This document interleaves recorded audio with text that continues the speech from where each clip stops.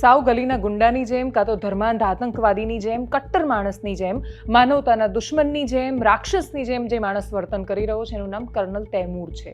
એ બ્રિટનમાં લંડનના high commission ઓફિસમાં પાકિસ્તાનની કામ કરી રહ્યો છે અને પછી એ આમ કરીને ઇશારો કરી રહ્યો છે ભારતની એ વસ્તી અને આબાદી સામે જે ત્યાં વિરોધ પ્રદર્શન કરી રહ્યા છે, પ્રોટેસ્ટ કરી રહ્યા છે.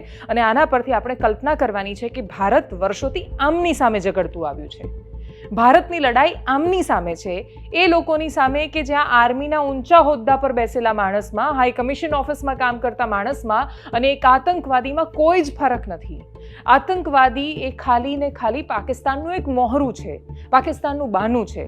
પાકિસ્તાનના defence minister international TV news channel પર એ સ્વીકારી ચૂક્યા છે કે પાકિસ્તાન આ કામ 30 વર્ષથી કરી રહ્યું છે.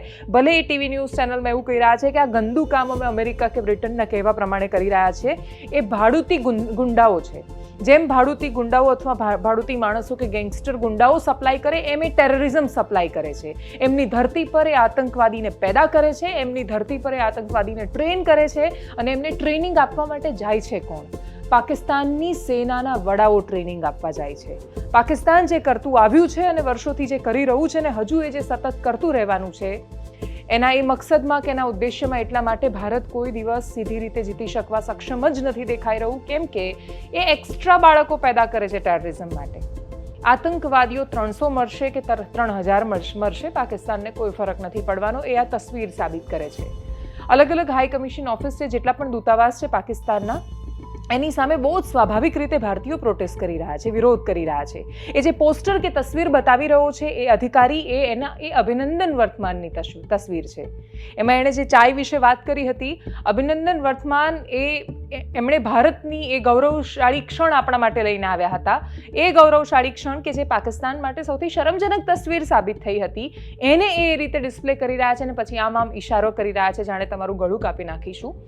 પાકિસ્તાનના કથિત ઊંચા અધિકારી, સેનાના અધિકારી આ વાત કરે, પાકિસ્તાનની આર્મીના ચીફ 2 સ્ટેટ થિયરીની વાત કરીને એવું કહે કે આપણે હિન્દુઓ કરતાં બહુ જ અલગ છીએ ને આપણે એ નથી ને તમારે તમારા બાળકને આ વર્ષો સુધી સમજાવવાનું છે.